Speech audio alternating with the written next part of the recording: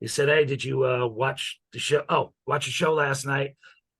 Because the guy we were going to bring you in with, we needed a fresh coat of paint. Um, Turned out to be Jack Swagger."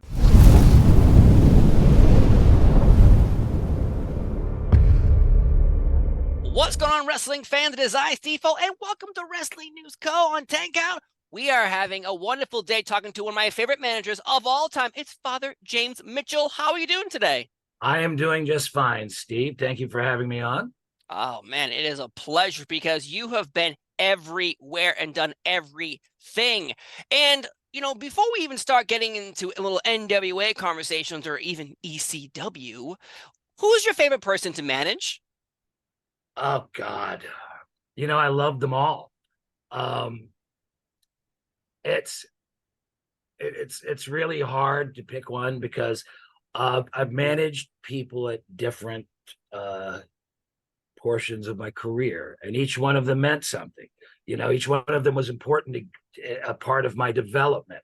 Like the first guys I managed on Outlaw Mud shows, as Jim Cornette calls them, they never went anywhere or did anything, but they got me in, and they, just so they're important to me. It's like remembering your first kiss or something like that.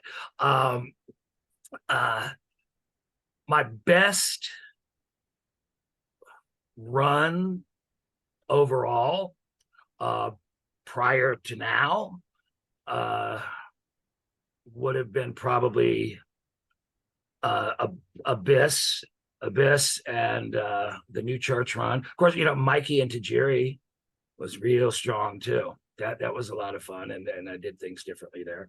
And right now the guys that I to bring up the present, Judias and Maxie and Paler. What a hell of a pair of talents those two are. So yeah, I'm having a great time with them. Yeah, I generally don't recall managing anybody that I had any problem with. You make a good point though about each part of your career with a certain different talent made you the person you are today. I would say it's even like having like maybe like a girlfriend or a boyfriend. Each one of the or a favorite song, like those things have formed you as time has gone on, Yes, and exactly. now here you are, the version of you are now. Maxie and Paler though, whoo, what a talent! How can Outstanding. this person is one of the top talented people in the world in NWA, showcasing Max constantly. You got to feel good about that because, again, you've been everywhere and done everything. But with Max, it's a whole different ball game. Yeah. When I first met Max, and Max was not in gimmick, No? we were standing around waiting. It was the first time they came in. I'm using my pronouns properly here. First time they came in, um, totally, dressed in street clothes, waiting to get on a bus early in the morning or something to go to the shuttle to go to the building or something. Um, Met Max and had a really cool conversation. And then later in the evening, I see this big, dirty monster, that looked like it, like something out of the Mel Gibson Road Warrior movies or something like that. And Max just came in there and was killing people. And I don't. Max was only in there. We'd actually had a meeting of the minds. Backstage, Max came up to me and said, "I'd really like your permission to ask if I could have you put with me as my manager because I don't talk and you're my favorite manager and that kind of thing." And I was like, "Absolutely, I see magic here. You can't, like, I'm the kind of manager you can't just stick me with anybody. You Right. know, uh, it's if you put me uh, if you put me with a regular looking performer, there's a danger that they're not going to look at him because they're looking at me Mm-hmm. because I've done over the top. So you need to put me with somebody who's even more over the top than myself, you know. And when over the last about year and a half, I guess Max has been there. I've taken I've made a real personal investment in developing Max and refining their character. And if you look at when Max started and where Max is now. It hasn't been a harsh change, but there's been an improvement. Like having been around as long as I have, which is the business, I don't know, 34 years or something now. I see things differently, and I have a different view, way of seeing things that I can kind of see into the future, and I see money in Max. Max is just so vicious and sort of like a Vader, Yeah. and Bruiser Brody type, just an unstoppable monster, and it's such a great combination. Wow, the Vader comparison, I see it, can't get out of my head now. But Max is one of those talented people in NWA being showcased, like Camille, Natalia Markova, Kenzie. There is a new era, it feels like, in NWA after the most recent pay-per-view, the anniversary. We had Tyrus lose, we had an all new run of champions, and I feel like that's like a fresh start from NWA. Yeah, that seemed to me like it was a real reboot sort of thing. Because God, all the titles changed except for one on that night, right? I think Latimer kept the TV title, the men's TV title, but otherwise, it seemed like a complete reboot. And going into the tapings after that, NWA has really upgraded the production. We have things coming soon that require upgrading and whatnot. And the production has changed a lot. The camera work has changed. We are still doing studio style wrestling, but if you look at the last 2 or 3 weeks of shows, it's just a huge difference in the presentation. So it's something everybody should really check out. It's a unique product. That pay-per-view coming up October 28th. And, it's funny, we're talking off camera about this because the pay-per-view, Samhain. But yet, if you look up this name, Samhain, on Google, NWA pops up, but also bands, festivals, songs, and it's pronounced 1,000 different ways. So luckily, Samhain is coming up October 28th. Huge matches, the new era of NWA. So if you were ever sour on Tyrus or whatever your thoughts were on that situation, now the new era of NWA, fresh, new production levels, leveled up as well. So I got to say, October 28th is going to be a huge night, and you're going to be heavily involved, aren't you? Yes, I will be the devil at large. No, we won't reveal yet exactly what surprises I have up my sleeve, but you can be sure my influence will be felt throughout the evening. Oh my God, I'm a little nervous now because anytime you get involved with some things, some shenanigans happen. Either with Abyss or Rosemary or showing up in AEW, getting people married. There's been a lot of things in your career that has happened. And my first introduction, though, to you was WCW with Mortis and Wrath and Glacier. And when that happened, you weren't Father James Mitchell. You weren't Sinister Minister. But yet, there's a whole different ballgame there because NWO was running wild, like reality-based storylines. But yet, here's Glacier and Wrath. How did you feel about that situation? Because did it feel like you were in a different time zone, like a different world? Yes, we were.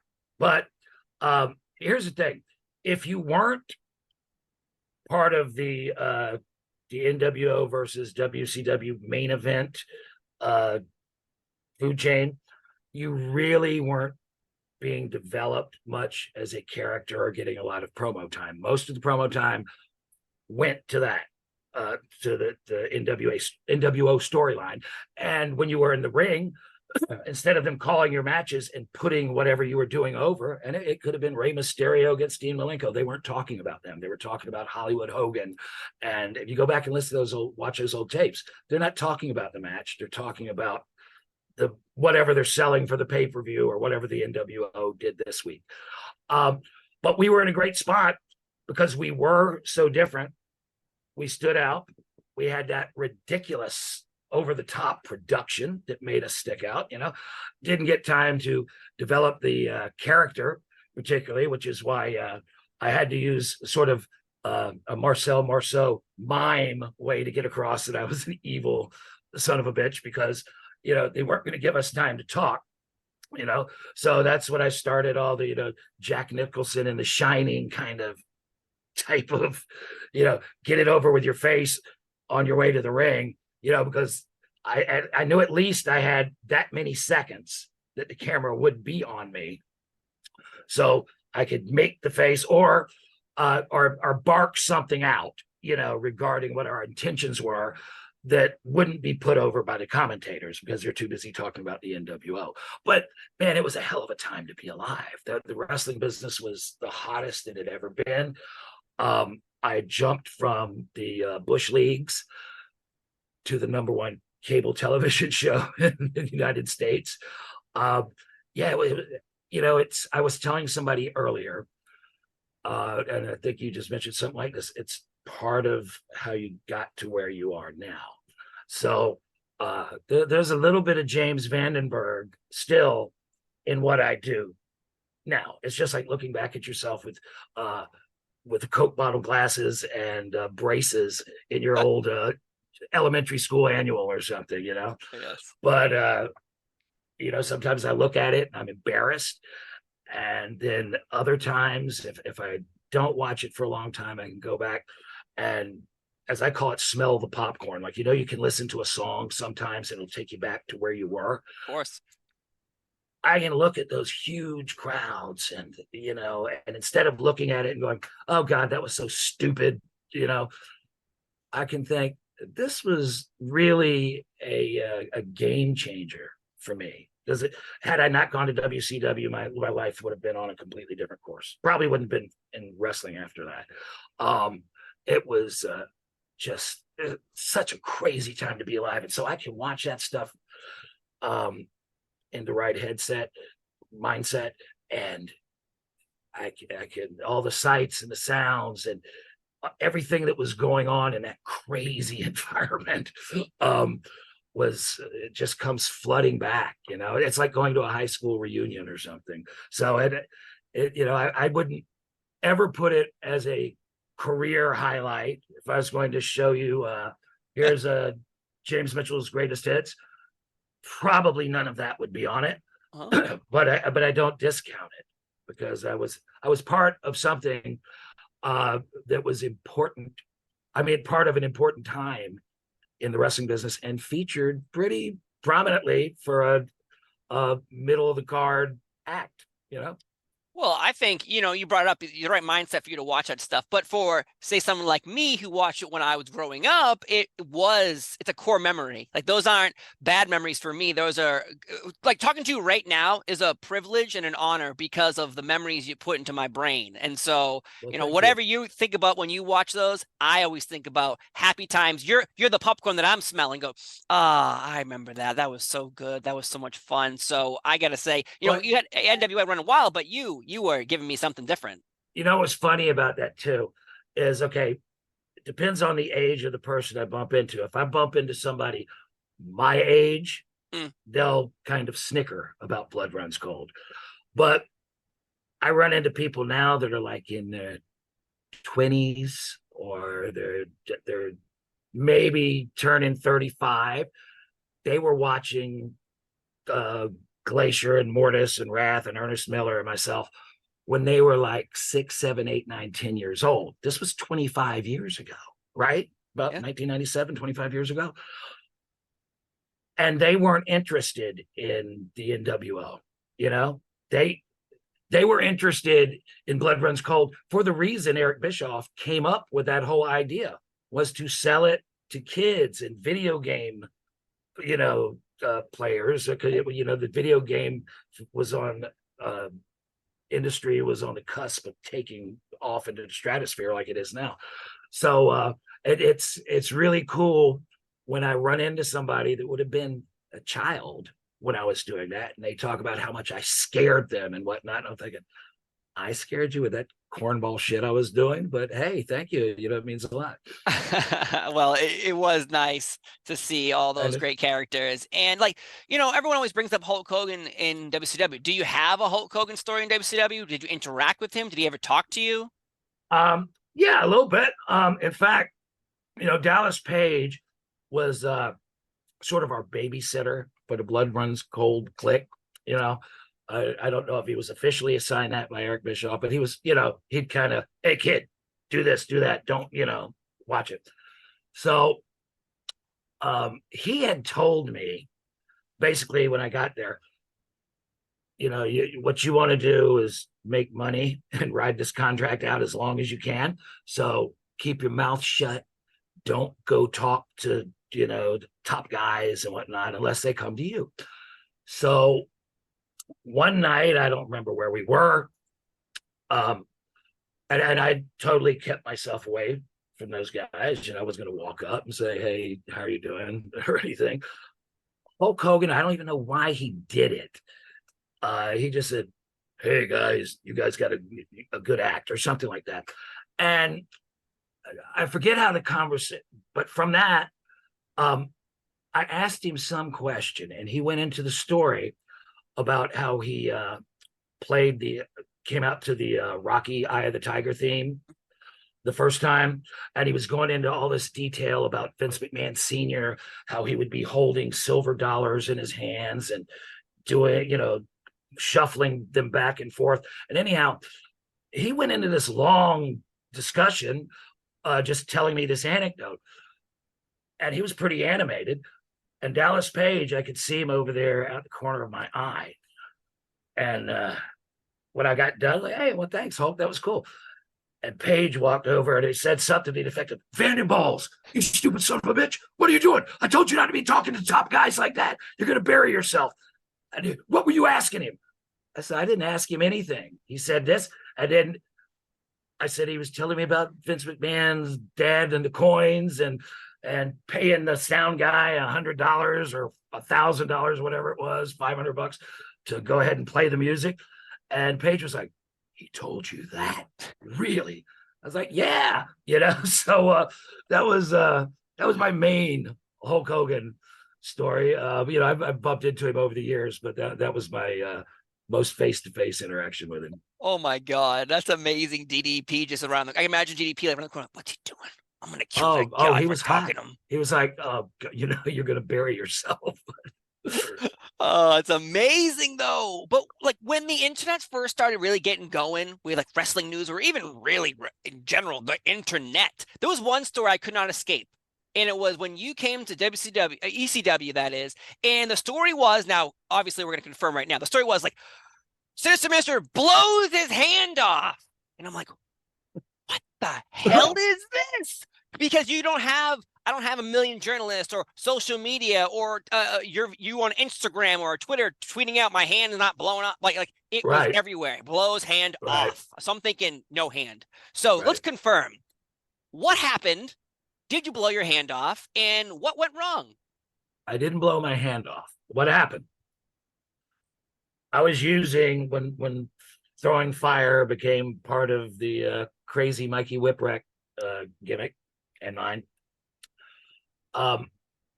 Normally people would just grab a piece of flash paper, which is nitrocellulose, highly flammable and dangerous, by the way, roll it up and stick a lighter to it like this and just throw it, right? Well, I found a magician's tool that it was like a ring, a ring around your finger, and on your hand here, it looked like a shell casing or something for a 44 Magnum or something, about that size. And it had a glow plug on the back of it. So you're supposed to put a sheet of flash papers like 8x10. You're supposed to tear little pieces of it off and it'll poof, throw a little fireball out. We just kept putting more and more over the weeks and months that I had this thing. And this pay-per-view in Chicago is going to be a big deal. So I said, let's just see if we can fit an entire sheet in. And I'd gotten almost an entire sheet in, like 3/4 of the way full. And we were back, and I was shooting it off backstage, and it was like, wow, this is an amazing fireball, so much better than what a magician does. And we tested it a few times backstage.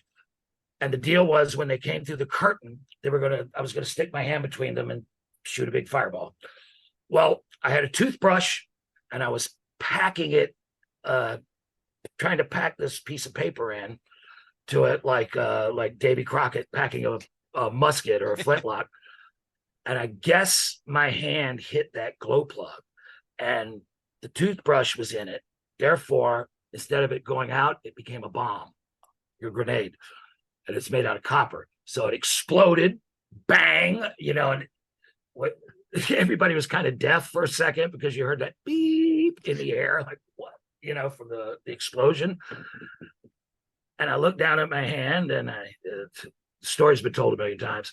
I looked at Mikey and I went, Mikey, fuck, this isn't good. But my hand just looked like it was torn up for, something was wrong with it.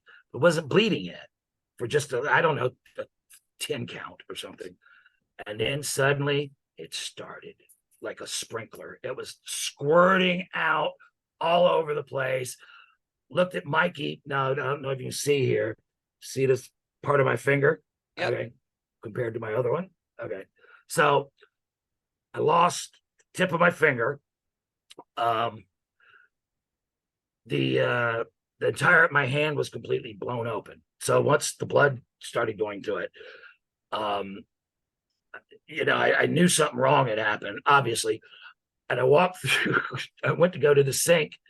Sandman's there drunk as usual, holding court, and all the blood is squirting out. And he'd seen Mikey and myself, bring various gimmicks over the last few months. And he goes, red guy, that's the best gimmick yet. Like he thought I had fake blood squirting out of my hand. And I went to the sink to run water over it. And I'm in shock, and I noticed that my suit jacket was blown open. And at first I thought, oh shit, I've got to buy another suit. And then I looked my black shirt underneath, because it's black, you couldn't see blood. And I felt it was wet. And right where I touched it, this finger, no, it was the other finger, because this one was blown up. I touched it and my finger went in to my abdomen, I don't know, 2 knuckles deep. At that point, about fainted. Went to the hospital. They had to do skin and nerve grafts on my hand. So for a couple months, my hand looked like Leatherface's mask. It looked like a quilt of just nasty stitches and black dead skin. Up here, they had to pull a nerve out of my arm to connect it to my index finger, because actually my hand was stuck like this. Oh, I swear to God, my hand, whatever it did to the nerves in my hand, my middle finger was stuck up and the rest of them were down. So they bandaged me up. What they were worried about was not my hand. They said that we can deal with. But basically, they said it was like I'd gotten shot in the stomach with a small caliber handgun. They said, we're just going to bandage your hand up and we've got to go in there and do surgery and get all the shrapnel out of your gut. So I was in the hospital about a week, and then, eventually they did go back and do the things I told you about with the surgery. So, I mean, even to this day, I can, water can hit this big skin graft or something if it's raining, and it screwed up the circuitry to my nerves. So, I could touch this here and it'll make my toes wiggle and things like that. So it was a pretty serious injury. And God, it was a hell of a time. And I was worried for the longest time that my legacy was going to be just some guy blew his hand up. But yeah, it got all over the internet that I blew 3 fingers off. Or I think even on ECW TV, the FBI came out with scissors and said that they cut my fingers off, because nobody really knew what had happened, And when I was back there, I don't know if you ever saw this, because it was like the week after, they were trying to film footage of the paramedics, EMTs, whatever you call them, dealing with me, trying to, before I got in the ambulance. And they were cursing the camera people out. The camera people were trying to get the footage. And, I don't know if I was stupid or in shock or drunk or a combination of both, but I was going, oh, no, get this on camera, get it on camera, because, it may have been, I think in the back of my mind, because the MT kept saying, you're in shock, you need to calm down or you're going to die. And I guess when you're in shock, you don't know you're in shock. your body numbs you, but I guess your whatever, your blood pressure and everything's through the roof. And I guess in the back of my mind, I was thinking, well, if I'm going to die, at least I'll go out on camera. So there was that. Oh That's my how that God. went. That I'm so happy that you told me that story because that was the run. I call it like a schoolyard rumor. We're like, oh, did you hear Sinister Minister? He blew his whole hand off. It's missing. Like, oh. And then you brought up FBI, but using it as a storyline because in wrestling, it's to always use a real life Well, hey, situation in a storyline. uh, tangentially related what you're saying, going back to WCW for a second, and things that people come up because of what they heard. Bobby Heenan.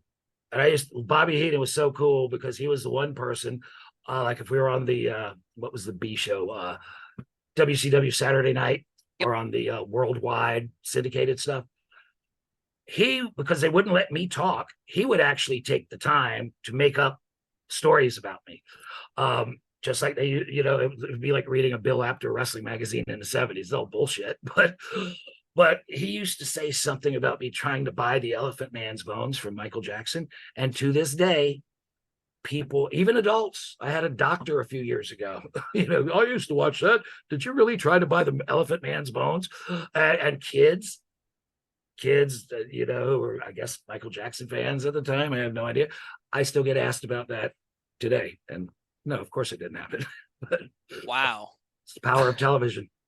That's interesting they wouldn't let you speak because let's get rid of some rumors as well. You tried to have a talking segment on those B shows you're discussing, but then apparently that didn't work out. And then let's get rid of Wikipedia saying this. Were you sent home for 2 years in WCW and got paid for 2 years to sit at your house? Yep. Got the mailbox money for 2 years. And I tried to come up with different things, but the fact is, at that point, I mean, first of all, Eric Bischoff did not like managers. He told me the day he hired me, I am going to get rid of managers and tag teams. So don't buy a house and don't get married and stuff like that. Don't move. He said this gimmick's already dead in the water because the NWO came up. They were planning it before the NWO happened, but what was the question again? Rumors. The rumors where you were sent home for 2 years. Yeah. Get So paid. by the time he decided he wanted to get Mortis out of that because he saw talent in him, and plus Raven saw talent in him. Raven's politicking. He said, "Yeah, let's get him out of Mortis, and I'll go into a feud with him, and we'll elevate him." And there was no spot for me in that. And so I sat home for 2 years and couldn't figure out what to do. And I'm sure Eric looked at me as a manager, and based on the direction I was getting, I did not fit into that universe at all. But he honored the contract, so it ran another year, and then they let it run over a third time, so almost all the way to the end before I went to ECW. So I sat around and got fat and couldn't figure out why the phone wasn't ringing, but thing again, part of that journey, all these things lead you to where you are now. Yes.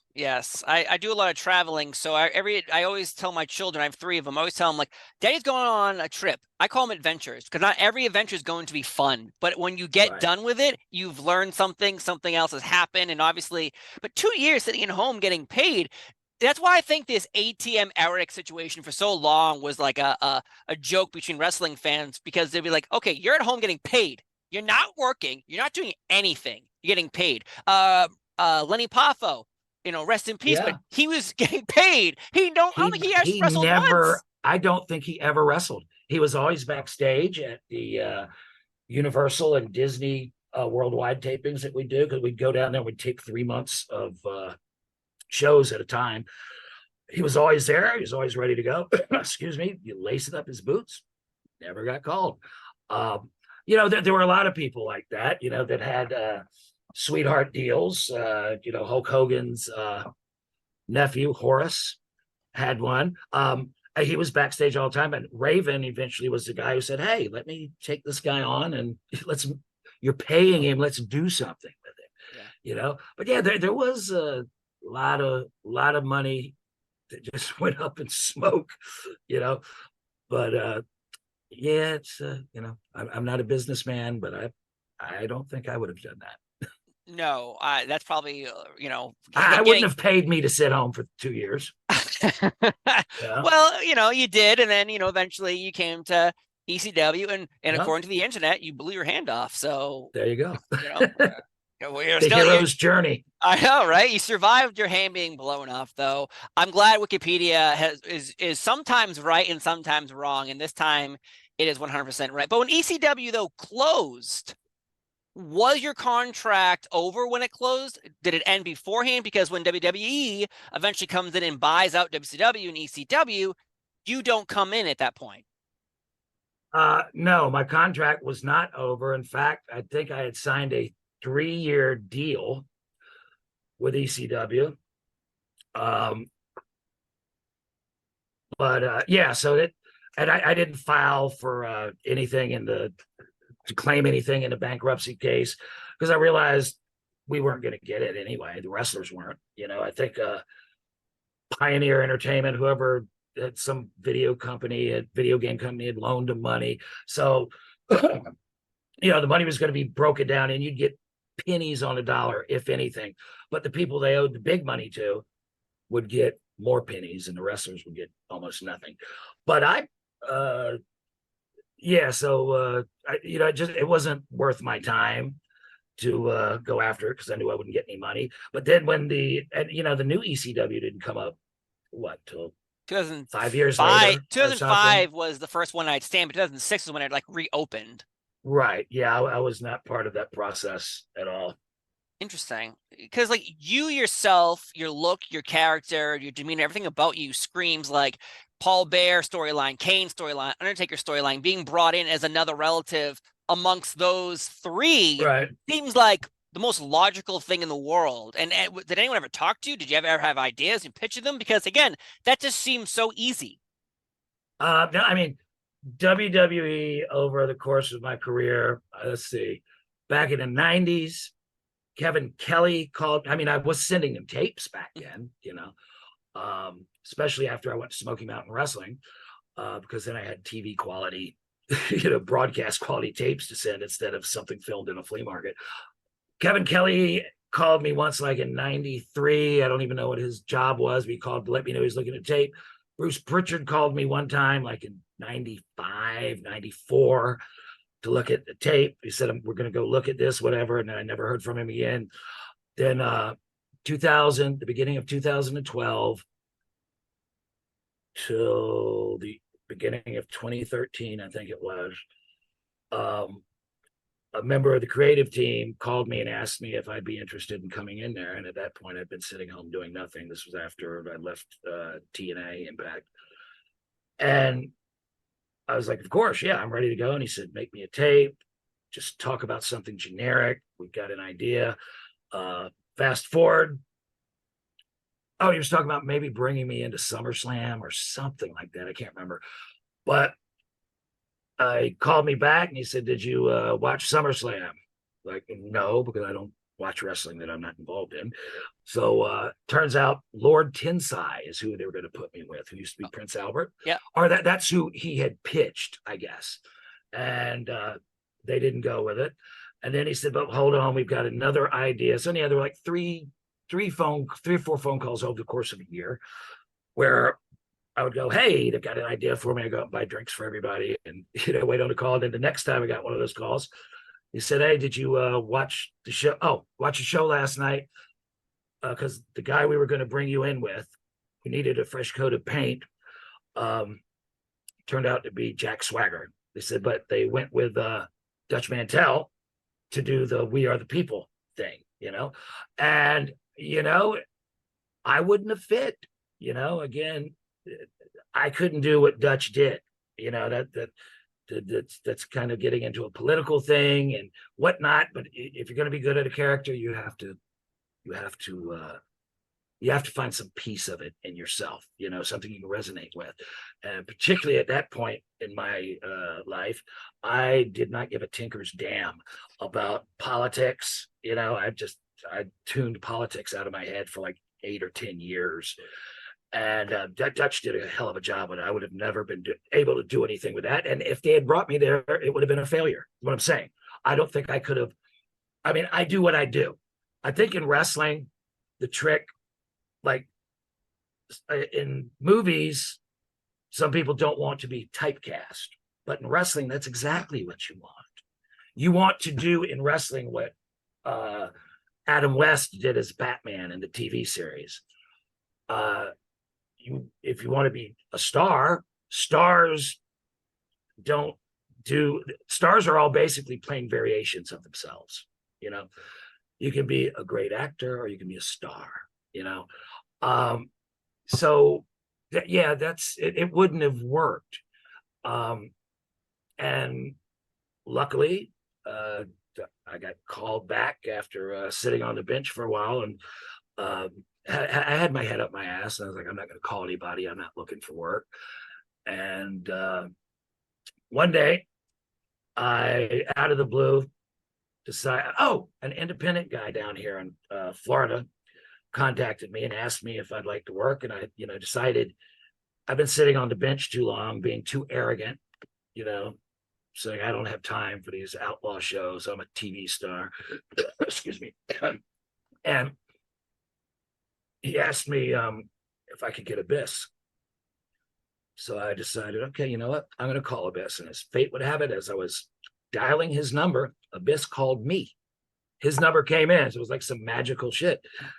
And I forget what he asked me. Oh, yeah. I think that's when he asked me about the Hall of Fame, maybe. That he told him he was going to be going into the Hall of Fame. It hadn't been announced yet. And that put me back on track, and I realized how much I had missed being in the wrestling business. I don't have time to, and I'm too old, to be on the road 300 days a year at this point in my life. But being involved in it to the degree that I am, I could stand to be a little bit busier with it. But, it takes the sickness away, if that makes sense. I think Roddy Piper used to call it the sickness, but when you live your life completely identifying as something, some people identify as painters or musicians, right? Like, let's say you're a guitar player and you get your fingers blown off, like the Sinister Minister supposedly did. What does that do to your life? Right. You don't know who you are anymore. I was kind of lost in the wilderness there for a while. I just, of course I had my ongoing, karaoke business that I've had 2 decades now, but I always looked at that as, this is my side hustle. I really am a TV wrestling manager. And getting back into just doing those cameos and a couple of appearances with Abyss, it brought me out of that funk that I'd been. I realized that I had been too arrogant and I needed the wrestling business.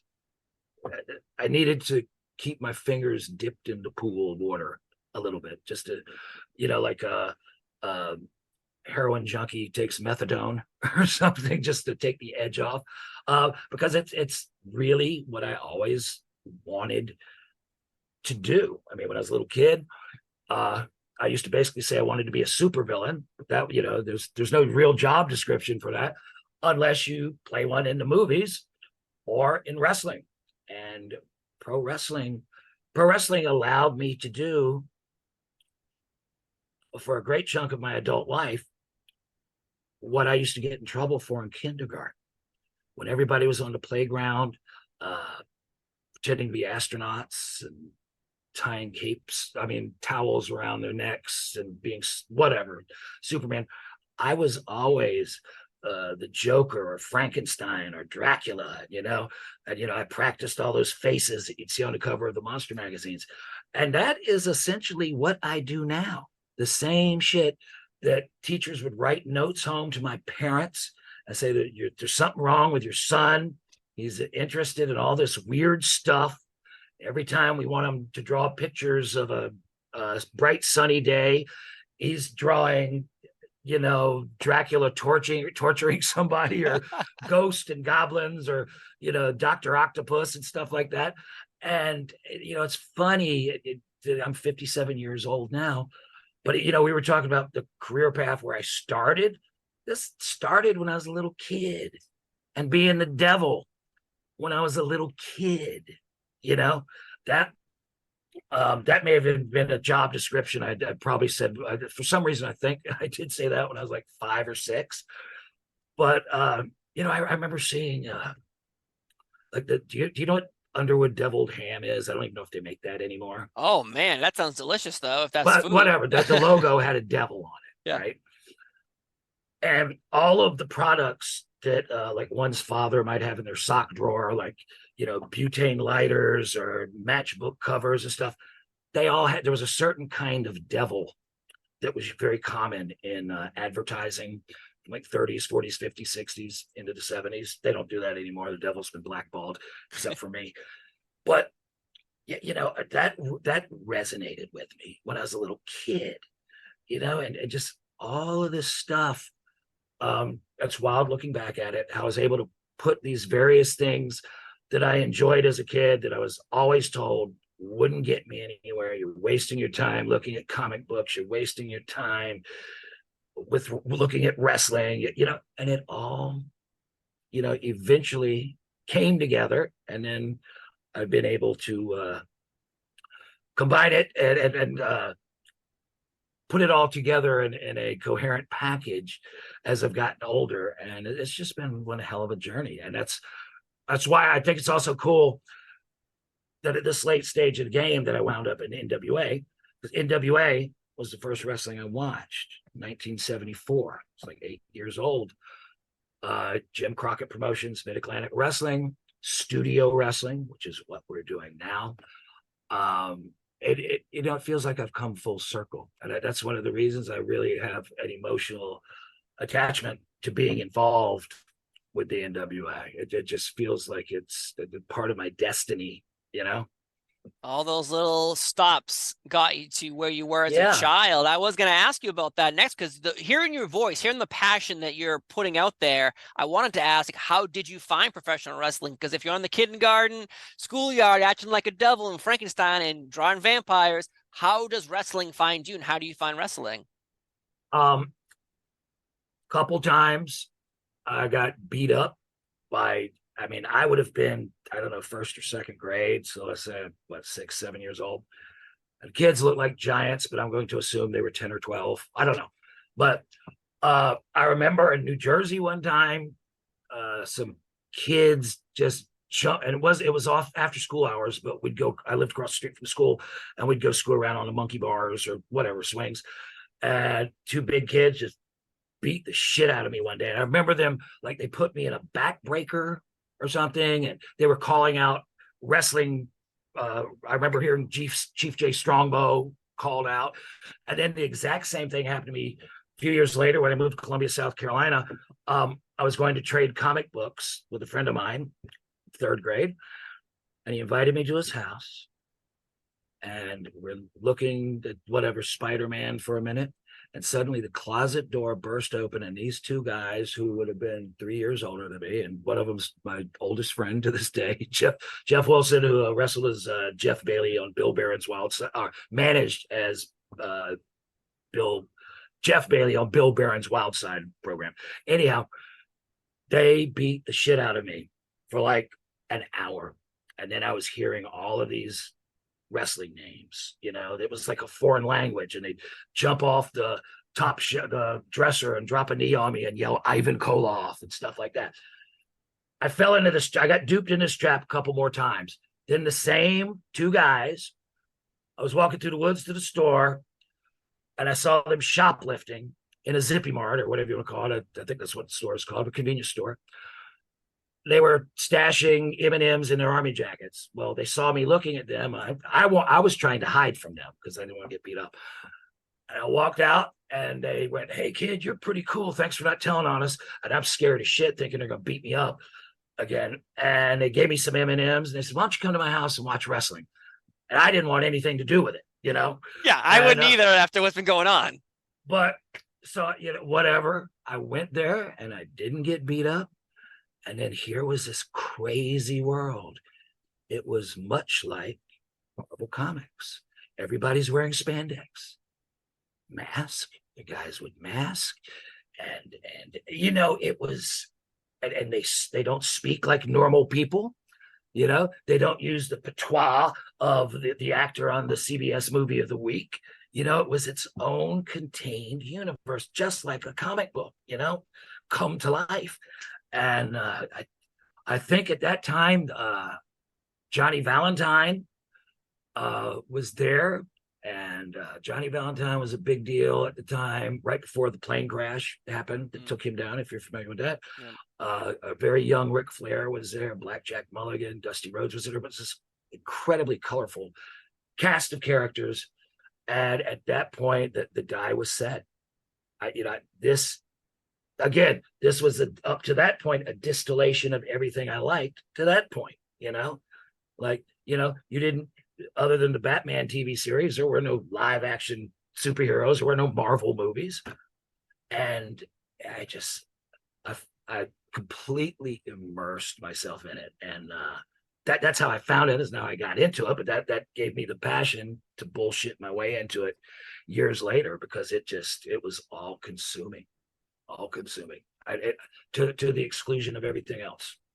Your life is a movie, sir, because of everything that you've gone through, from being duped to being beat up to hearing wrestling moves yelled out while they're crushing your skull, and you're hearing this thing, and then eventually, the shoplifting happens, and you were a good doobie that day, I guess, or an evil doobie, and didn't say anything. But my God, yeah, again, if people talk about Hulk Hogan needing a movie, we need the Father James Mitchell Sinister and Minister movie, because then we can blow your hand off in the movie. There you go. That's the ending there. But more recently, though, I did see you, go back. Now, it's not recent now, but you got invited to AEW to host a wedding. Why does that seem to happen when, like, evil, weird things, you get the phone call, Penelope Ford and Kip Sabian got married, and there you are on TV? How does this even happen? Yeah, that came out of nowhere. I don't know how many months previously I'd done actually I'd done 2 weddings. They were bringing me into Impact to do weddings. I did one with Brian Cage and his wife, and then another one with Rosemary and Johnny Bravo. And Chris Daniels called me out of nowhere. I was in Daytona doing a karaoke show. Jacksonville's 3 hours from there or something. And he just called me and said, "Can you be here tomorrow?" I was like, "Tomorrow?" Because I was booked in Daytona to do my show for a couple of days. My wife was with me, and I just said, "Look, drive me to Daytona in the morning. To Jacksonville. You come back, you cover the show, then you pick me up in the morning." It was funny because I was not, again, I don't watch any wrestling I'm not involved in, right? So I didn't know any. I knew the old school guys, right? Yeah. That have been there, but all the new guys, I didn't know any of them. So I had no idea who Kip and Penelope were. And it was funny. Big guy, Mirko, is that his name? He used to be Rusev and WWE. Yes, name is Miro. Miro, that was it. Like he's wearing a hoodie while they're running through it earlier in the day. So I can't even recognize. I would have known who he was if I got a good look at him. But it was just, kind of thrown together. It was a great experience. It was great seeing, all the old dudes like Jake and Arn and Sting that I hadn't seen in forever. A first-class operation. Paid me real well. Everything was smooth sailing there, but never got a call back. So is what it is. But a great experience to be there. Everything was just totally top notch. Well, in wrestling, there's always going to be a wedding, so there's always a chance that you can be brought back. Well, okay. We were talking about being typecast or something earlier, I believe. At that point, I was the go-to wedding guy, I guess. I'm sure that's why Tony came up with it. So That's Yeah, hilarious, though. let's call the sinister minister. Yeah, you gotta. I only have two more questions for you. One is there someone that you always wanted to manage that you never ever got the opportunity to manage? The original Sheik. Ooh. He was out of the business. I mean, yeah, whatever. Basically out of the business by the time I got into it. But Sabu's uncle, the original fire throwing Sheik, Ed Farhat from Detroit. Yeah, that that would have been one. Actually, I wanted to manage Sabu too, and Sabu pitched it several times in TNA.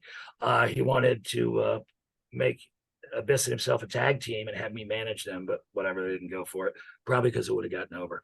But yeah, Sabu, I would have loved to have worked with. I love that guy. And anybody else? I did get to Abdullah would have been on that short list, but he was actually one of the first name people I ever managed at an Outlaw show. Abdullah the Butcher. Yeah, I think Sheik and Sabu probably the monsters that I would have that I regret not having the opportunity with. Your time with Abyss, though, and when it was NWA TNA, is some of the best times because, we have AEW now. We obviously have NWA, New Japan. There's so many wrestling companies now. But when WCW and ECW closed down, there was nowhere for anyone to go for work. And Right. NWA TNA gave an opportunity, obviously, to you and other talents. And that was, from Wednesday night pay-per-views to Fox Sports Net to Spike TV. It's been up and down for as long as I can remember. And every year someone would say, TNA is going to close down. Well, it's been about 20 years now and 1,000 episodes later, Yeah. and they're still going strong. So, I guess I have to ask you one more question about Abyss then. Is with Abyss and you together, is there a moment that jumps out at you and go, man, that was like a career highlight? Because you had a storyline with Sting for as long as I can remember, and it was outstanding. Yeah, that was probably the highlight because first of all, I'm basically in a feud with Sting for what I think last 6 months, getting the rub from Sting, who was a super guy. And it's, the story got crazy. And when I first was presented with it, I balked at it. There's this stuff with guns and shooting. That's too crazy. But I decided I'm being given this opportunity. I can boo-boo face and walk away from it, or I can be involved with Sting and be on what at the time, sometimes we were on 3-4 segments, as the storyline played out. I mean, it was the best exposure I'd had up to that point in my career. And I just decided, you know what, I'm going to come in every day instead of thinking this is stupid and go, what's next? How can we make this better? And so that's one thing people have always said about me. I have a knack for taking some of the most insane, convoluted, bullshit, crazy storylines and making them compelling, at least while I'm talking about them for 2 minutes. You know what I mean? So that's what I did. And it was a growth thing, challenged myself, how do I make this work, make it work for me and make it entertaining to people? And, the same thing happened when Impact brought me back from cameos in recent years. If I'd been asked to do cinematic stuff, like I always hated people talking backstage without a microphone there, like where they're revealing their plans. Well, why isn't the guy, watching the TV, watching the TV and going, oh, you're going to sneak attack me? But, you have to, wrestling has evolved. That's going to be part of it, at least for the immediate future. And if you'd asked me to do that stuff with Rosemary 10 years previously, I would have told you to get fucked. But I was like, you know what? Maybe I need to dive in here and try some acting chops instead, because wrestling promos are different than acting, and because you're on such a tight schedule, you don't get to rehearse and get 500 takes like you would in a movie. You got maybe 3 chances and you're done. So it was a real challenge to me to go, okay, I'm going to tone down and try to have a conversation with you like this, while they're doing this backstage stuff. So that was a career growth thing, and I grew to enjoy it. Some people thought it was great. Some people, traditional wrestling fans would think it was shit, but I had a good time with it. I tried to do the best I could, and so yeah, but to bring that back to Abyss, the run with Sting and was probably the strongest. Also the one with Christian Cage, that was real good. That we'd go up and down. They put us on the back burner for a while, but that was good times. And now I have good times with Judas, the high priest of punishment, and the warlord of the wasteland, Maxime Paler, and in NWA. And I want to remind everybody, you said you had to get out of here in a minute. Want to run over this again. October 28th, Samhain pay-per-view on Fight TV, FITE TV. Tickets at NWATix.com. Matches listed so far. We have NWA Women's Tag Team Championship, Pretty Empowered versus Natalia Markova and Taylor Rising. We have the NWA World Tag Team Championship, Knights of the Round Table match with Blunt Force Trauma, managed by Aaron Stevens against Mike Knox and Trevor Murdoch. We have the NWA Junior Heavyweight Championship on the line, Colby Carino defending against Joe Alonzo. The NWA Women's World Championship, Kenzie Page versus Ruthie J. And in the main event, we will have EC3 defending the NWA World Heavyweight Championship against Tom Latimer. More matches and special stipulations are coming and will be announced in the coming weeks, but don't miss it. Be there. Oh, man, I cannot wait. One final question. Who's on your Mount Rushmore of managers? Cornette, Heenan, Heyman, Grand Wizard. How Mount Rushmore's what? 5 people? I need one more. I believe it's 4 people. Gary Hart. Maybe I just don't know any history in America except for wrestling. Cornette, Heyman, Heenan, Grand Wizard, Gary Hart. There we go, folks. Add more presidents to the Mount Rushmore, and I'm okay with that. But I gotta say, it's been a pleasure and an honor talking to Father James Mitchell, Sinister Minister. We confirmed in 1999, 2000, your hand was not blown off. Nope. You are still here, and your fingers were stuck as a middle finger, which I absolutely love so much because that's such a Sinister Minister thing to do. Right. I've been Steve Fall. He's Sinister Minister. James Mitchell. Have a wonderful day, and we'll see you next time for NWA pay-per-view October 28th. I'm pumped. You're pumped, and we're all pumped. Have a great day, folks. All right. May all your stains be large ones.